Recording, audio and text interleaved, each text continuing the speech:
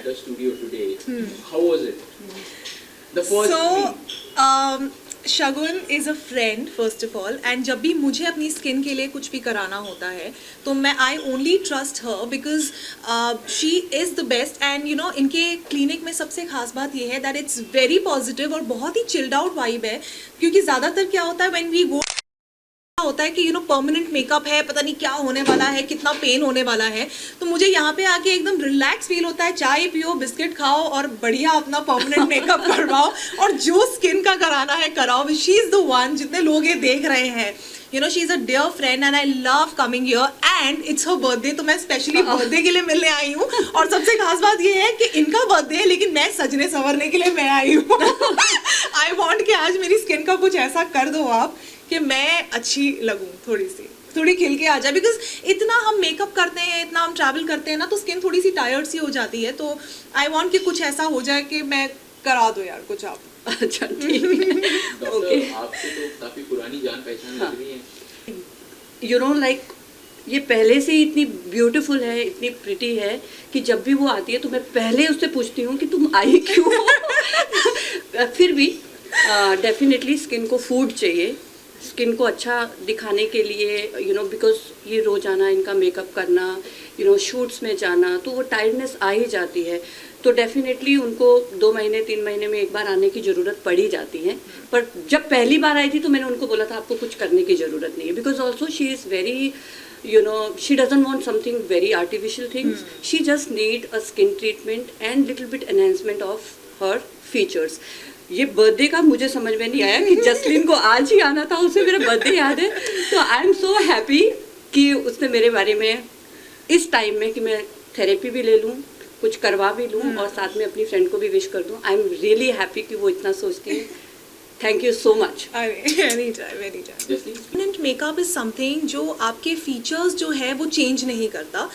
Permanent makeup सुनने में ऐसा लगता है जैसे कि पता नहीं क्या हो जाएगा फेस पे, मतलब हमेशा के लिए. शायद if you do lip blushing treatment या कुछ ऐसे तो लोगों को लगता है पता नहीं हमेशा एक लिपस्टिक रहेगी, you know, and may be हम कोई और लिपस्टिक नहीं लगा पाएंगे. ऐसा कुछ नहीं है. I have tried it and she does for me.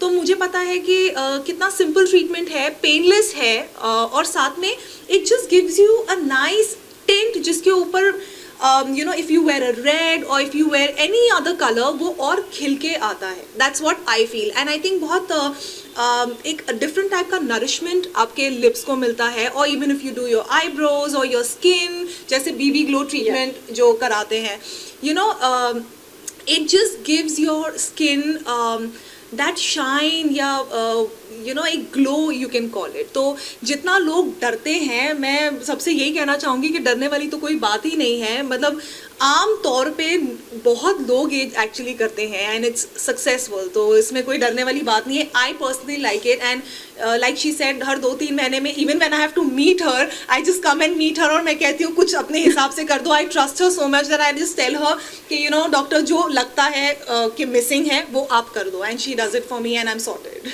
Doctor एक बहुत इम्पोर्टेंट बात मुझे जसलीन ने कही कि लोग डरते हैं जब एक वर्ड सुनते हैं तो परमानेंट मेकअप और ये सारी चीजें.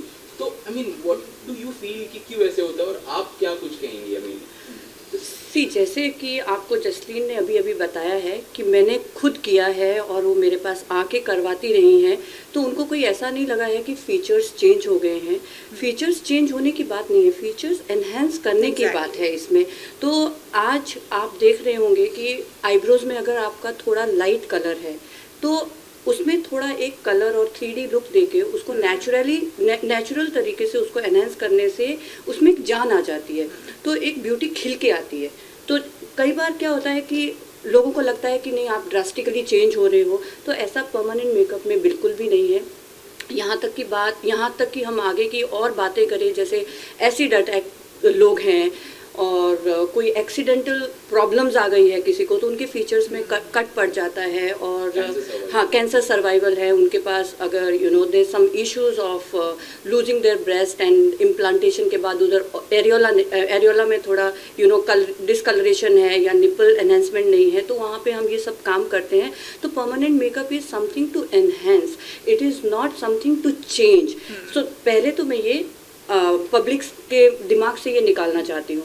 तो रही बात ब्यूटी की, आई थिंक आइए और परमानेंट मेकअप से आप अपने आप को ब्यूटीफुल बनाइए और इसको एंजॉय करिए, तो डरिए मत। डेफिनेटली रेकमेंडेड है एंड डेफिनेटली ट्राई कीजिए। जैस्लीन, आप इतनी जगह पे जाती है, शूट करती है, मतलब डिफरेंट लोकेशंस पे जाती है, तो इन टाइम में कैसे खुद की स्किन का ख्याल रखती है, अगर थोड़ा सा उस बारे में बताइए, क्योंकि फैंस बहुत ही ज़्यादा मतलब जान के खुश होंगे कि कैसे आप खुद की स्किन का ध्यान रखती हैं। एक्चुअली ना मैं कोई स्किन रूटीन फॉलो नहीं करती हूँ, तो व्हाट आई डू इज़, जैसे बहुत सारे लोग हैं मुझे ये कहते हैं तुम्हारी स्किन ड्राई हो जाएगी, तुम मेकअप करती हो, मेकअप उतारने के बाद उसको स्किन पे कोई मॉइस्चराइज़र लगाओ, पर पता नहीं मेरी बचपन से आदत है, मुझे कोई भी ऑयली चीज़ अपनी बॉडी पे बिल्कुल पसंद नहीं है, तो मैं ना ही अपनी बॉडी पे कुछ क्रीम लगाती हूँ ना अपने फेस पे लगाती हूँ, and that is the truth.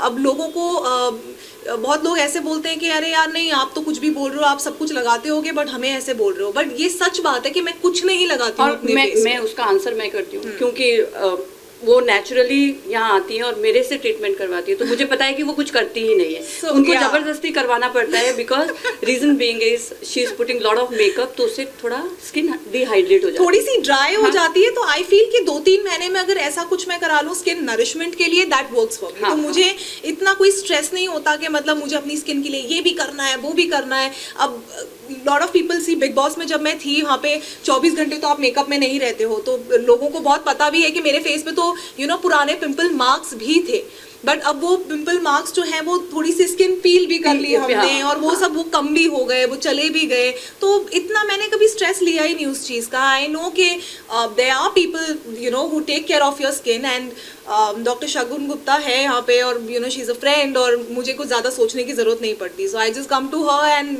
Sort out हो जाता है मेरा प्रॉब्लम। इनका एक ही इशू है, उनका स्किन में थोड़ा ऑयलीनेस ज़्यादा है, उसको मेंटेन करने के लिए हमको थोड़ा ध्यान रखना पड़ता है, because oily skin is totally different than a dry skin, तो पिंपल्स आने के चांसेस बहुत होते हैं। राइट। ऑल्सो शगुन मैम, आपसे जानना चाहूँगा कि बहुत ही कम लोगों को पता है कि परमानेंट मेकअप जैसी चीज़ है, तो क्या डिफरेंस है नॉर्मल मेकअप और परमानेंट मेकअप में, अगर थोड़ा सा उस बारे में बताएं हमारी ऑडियंस को। जायज़ सी बात है कि जब परमानेंट मेकअप की बात आती है और नॉर्मल मेकअप की बात आती है, तो normal makeup is something which you go home and पानी लगाते हो तो वो निकल जाता है, और परमानेंट मेकअप इज़ समथिंग जो पानी से नहीं उतरता है। तो इसकी लास्टिंग, इसके ये सब डिपेंड करता है कि प्रोसीजर आप कौन सा कर रहे हो, और कितनी सिटिंग इस पे लगेगी, और कितना लॉन्ग लास्टिंग होगा। ये सब डिपेंड करता है आपके आप कौन सी जगह पे काम कर रहे हो। लिप्स पे काम कर रहे हो तो उसकी ड्यूरेशन उसके हिसाब से होती है, अगर आप आईब्रोज में काम कर रहे हो तो उसका ड्यूरेशन उसके हिसाब से होता है। It all depend upon the areas where you are basically opting for the treatment. So there are a lot of people जैसे we see day to day life में जिनको lashes कम होते हैं, तो that is semi permanent, that is semi permanent, they put lashes and they come off, वो निकल जाते हैं 20-25 so दिन में। there are lot of people जिनकी eyebrows नहीं होते हैं, for example alopecia people, हाँ, तो उनके होते ही नहीं है।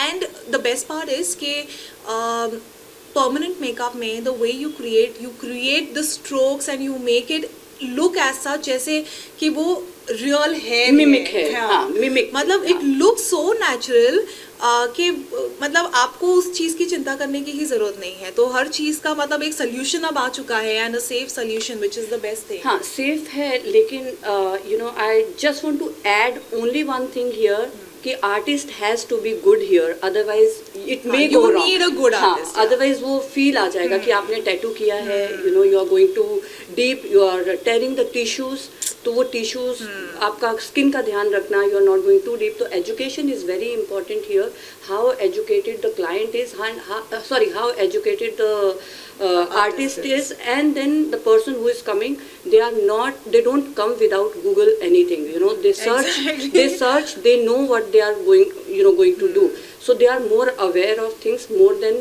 other people. So करने से पहले वो भी सर्च करके आता है, और 10 क्वेश्चंस उसके भी होते हैं। तो if the client feels कि यहाँ पे उनके आंसर्स नहीं मिल रहे हैं, तो it means they are in a wrong place.